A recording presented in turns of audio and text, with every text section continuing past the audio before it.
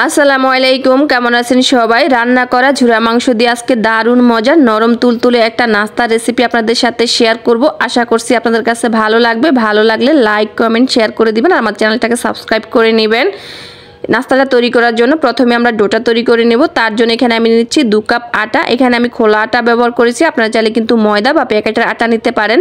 দিয়ে দিচ্ছি হাফ চা চামচ লবণ, এখানে আমি 2 টেবিল চামচ দিয়ে দিচ্ছি চিনি আর 1 চা চামচ দিয়ে দিচ্ছি ইস্ট। আর এখানে নিয়েছি আমি 2টো ডিমের সাদা অংশ, এর কুসুমটা আমরা পরে ব্যবহার করব। এখন সব কিছুকে একসাথে খুব ভালো করে মেখে নিচ্ছি।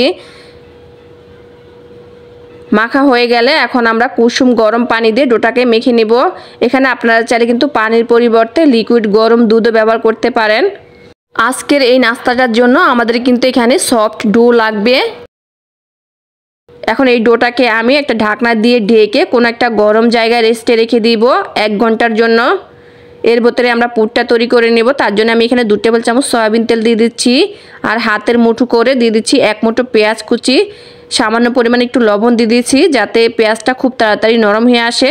এইখানে পেঁয়াজটাকে খুব বেশি ভাজবো না, যাতে পেঁয়াজটা একটু নরম হয়ে আসবে। পেঁয়াজটা নরম হয়ে আসলে এখানে আমি কিছু রান্না করা গরুর মাংস নিয়েছি আর মাংসগুলো একটু হাত দিয়ে ছাড়িয়ে দিয়েছি।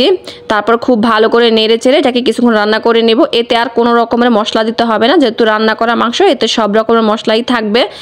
পুরটা কিন্তু তৈরি করা হয়ে গেছে, এখন চুলা থেকে নামিয়ে নিচ্ছে। আর এর ফাঁকে দেখুন আমাদের ডোটা কিন্তু ফুলে একদম ডাবল হয়ে গেছে। এখন এর ভেতর থেকে আমরা বাতাসটা বের করে নেব। আমি এর মাঝে আরও 1 মুঠ আটা দিচ্ছি, দিয়ে খুব ভালো করে আবার একটু মেখে নিচ্ছি। এর থেকে আমরা এখন ছোট করে কয়েকটা লেচি কেটে নেব। আপনি যেই পরিমাণে নাস্তা তৈরি করতে চান ওই পরিমাণের করে কিন্তু এটা লেচি কেটে নিতে পারেন। এখন আমি একটা লেচি নিচ্ছি, তারপর একটু আটা ছিটিয়ে পিঁড়ির উপরে আমি একটু বেলে নিচ্ছি। এখানে আমি খুব বেশি বড় রুটি তৈরি করব না, আবার ছোটও করব না, মিডিয়াম সাইজের একটা রুটি তৈরি করে নেব।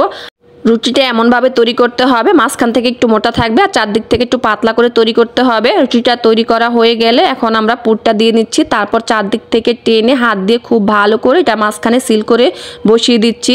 এটা খুব ভালো করে সিল করতে হবে যাতে কোনো রকম ফাঁকা না থাকে। তারপর আমি খুব সুন্দর করে হাত দিয়ে চেপে গোল করে একটা শেপ দিয়ে নিচ্ছি। আর এইভাবে করে কিন্তু আমি আজকে সবগুলো নাস্তা তৈরি করে নিয়েছি।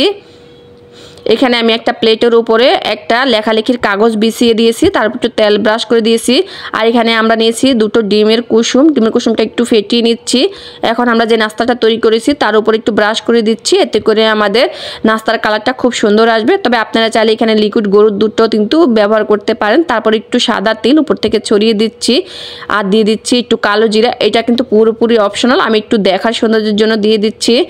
আজকের নাস্তাটা আমি চুলায় বেক করে নেব। তার জন্য আমি চুলায় আগে থেকে একটা হাঁড়ি বসিয়ে 10 মিনিটের জন্য গরম করে নিয়েছি। এখানে একটা স্ট্যান্ড বসিয়ে কিন্তু নাস্তার প্লেটটা দিয়ে দিচ্ছি আর এটাকে 40 মিনিট রান্না করে নেব। চুলার আঁচটা মিডিয়াম আঁচ রেখে 40 মিনিট পর ঢাকনাটা খুলে নিয়েছি। আমার নাস্তাটা দেখুন মাশাআল্লাহ কত সুন্দর ফুলকো হয়েছে আর কতটা নরম সফট তুলতুলে হয়েছে। বাসায় একবার হলো এই নাস্তাটা তৈরি করে দেখবেন, খেতে কিন্তু অনেক বেশি ভালো লাগে। তো বন্ধুরা, আমার আজকের রেসিপিটা ভালো লাগলে লাইক কমেন্ট শেয়ার করতে কিন্তু একদম ভুলবেন না। আর দেখুন এটা কতটা নরম তুলতুলে হয়েছে, আপনারা দেখে নিশ্চয়ই বুঝতে পারতেছেন। আজকের মতো এখানে বিদায় নিচ্ছি, সবাই ভালো থাকবেন। আল্লাহ হাফেজ।